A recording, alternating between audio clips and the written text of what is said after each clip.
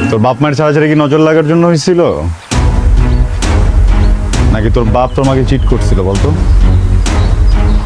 আয়ান, তুমি এখানে? আমি এইখানে এটা পরে বলতেছি, এটা জিজ্ঞেস করছি, এটার উত্তর দে।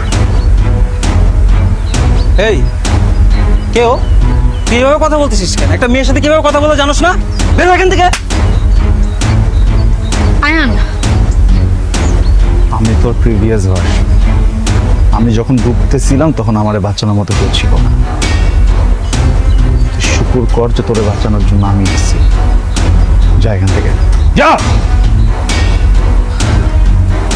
আয়ান, ওর কোনো দোষ নাই।